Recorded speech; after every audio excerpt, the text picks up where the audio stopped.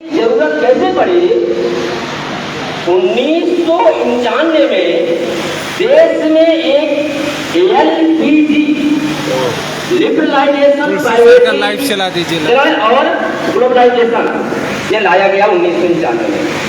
उद्देश्य क्या ये था कि हमारे लोगों ने 1950 के संविधान बनने से लेकर 1980-90 तक हमारे लोगों ने अच्छी स्थिति में पहुंचना धीरे धीरे चालू कर दिया।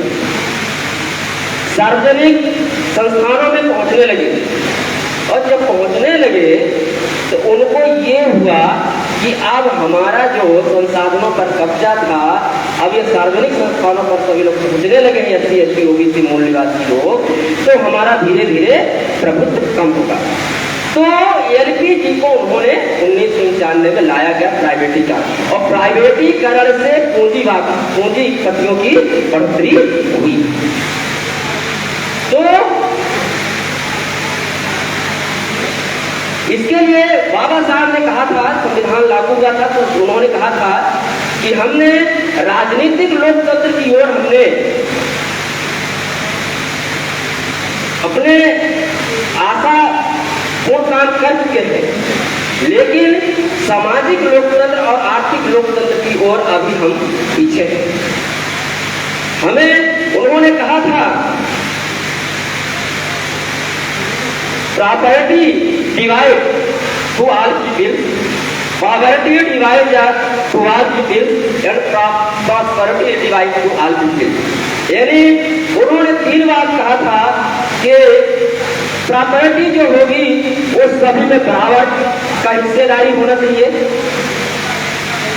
जो समृद्धि हो प्रॉस्पेरिटी वो सभी लोग बराबर समृद्ध हो, देश के बराबर उनका धन संपत्ति का वितरण हो, और पॉवर्टी उनके पास शक्ति भी बराबर सभी लोगों को होना चाहिए। लेकिन वर्तमान पूंजीपति लोगों ने क्या किया? वन मैन प्रॉपर्टी, एक व्यक्ति के हाथ में संपत्ति, वन मैन प्रॉपर्टी, एक व्यक्ति की समृद्धि, वन मैन पॉवर्टी, एक व्यक्ति सत्ताधारी। यानी ये वर्तमान सरकार कर रही है। यानी बाबा साहब ने इसको कहा था कि लोकतंत्र की स्थापना तब होगी जब हम पूरी तरह, यानी समाज के अंतिम पैदान पर खड़ा व्यक्ति को लाभ मिले, तब वो वास्तविक लोकतंत्र होगा। चाहे वह लोकतंत्र सामाजिक लोकतंत्र चाहे राजनीतिक लोकतंत्र हो, चाहे आर्थिक लोकतंत्र हो। लोकतंत्र का यही परिभाषा है कि अंतिम पैदान पर बैठा व्यक्ति को लाभ मिले। ये बाबा साहब का संदेश है। कार्ल मार्क्स ने भी ये पूंजीपतियों के खिलाफ उन्होंने कहा था कि कोई भी व्यक्ति पूंजीपति है, धनाढ्य है, वो स्वयं की आय का अर्जित अंश नहीं है, वो गरीबों के द्वारा कमाई हुई अर्जित अंश है। ये कार्ल मार्क्स ने इसको कहा है।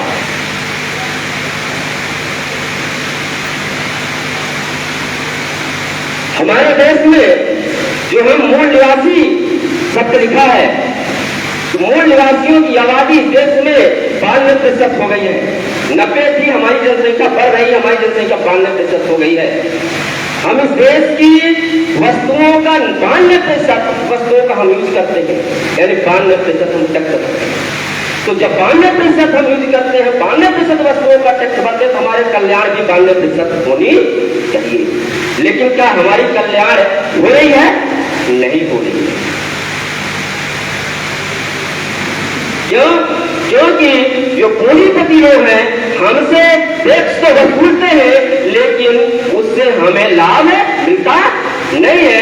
सबसे ज्यादा वसूली हमारी जनसंख्या से होती है, मूल निवासी जनसंख्या से टैक्स की वसूली होती है। हम नमक से लेकर के हर चीज पर टैक्स देते हैं और इसके बदले हमें नहीं मिलता।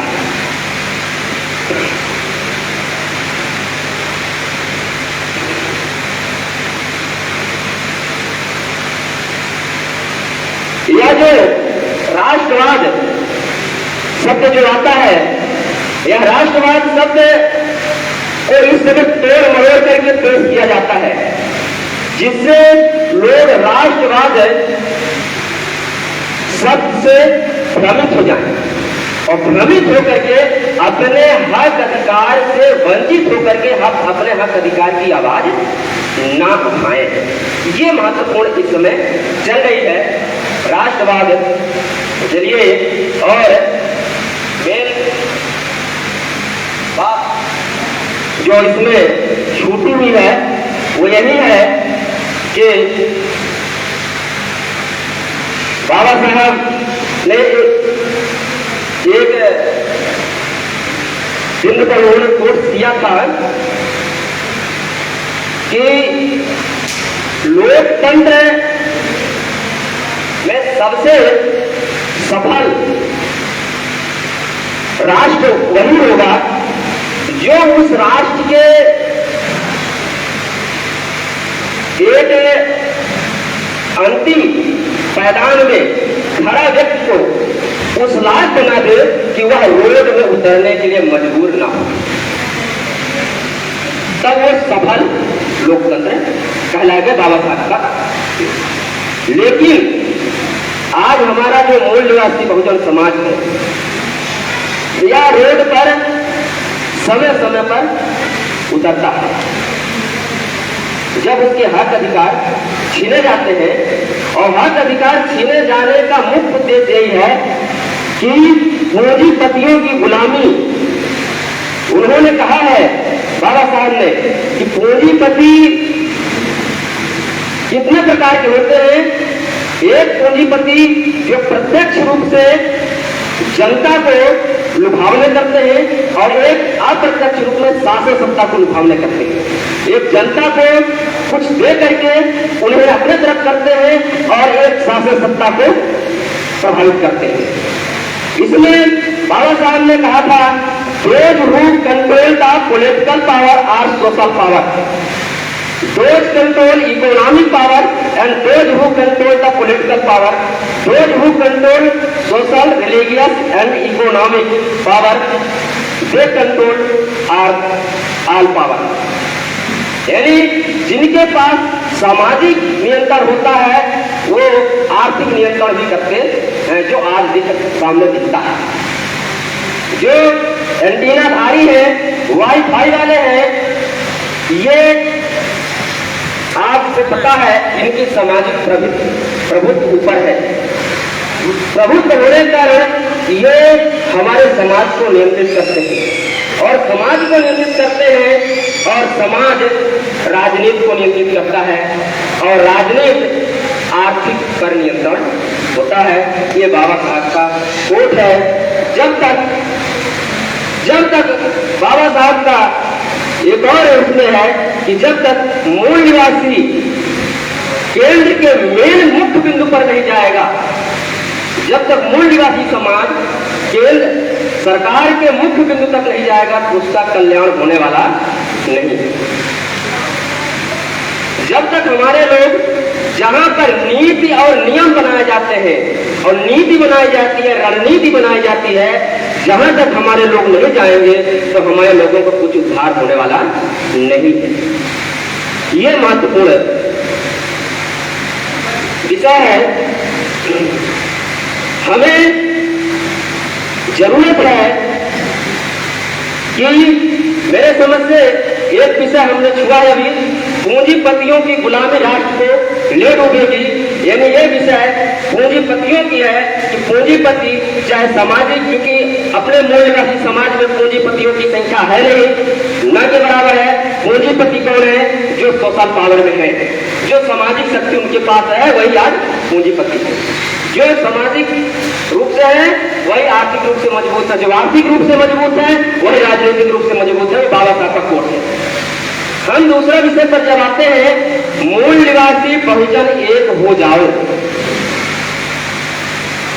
मूल निवासी बहुजन एक हो जाओ। अगर उससे हम उल्टा पढ़े, अभी साहब एक फर्स्ट सेशन में बोल रहे थे, एक हो जाओ बहुजनों। कौन बहुजनों? मूल निवासी। अब सीधा पढ़ते हैं, मूल निवासी बहुजन। तो फिर मूल निवासी है कौन? प्रश्न भी आता है कि मूल निवासी है कौन। तो मूल मानव होता है जड़। यहाँ के रहने वाले, यहाँ के जो रहने वाले मूल बसिंदों को इंडिजीनियस यानी मूलवासी कहते हैं। यानी जब कोई एक जगह पहले जन्म लिया और एक बाद में आया, तो बाद में आने के पहले वाला व्यक्ति जो होता है वो वहां का क्या कहलाता है? मूल वासी कहलाता है।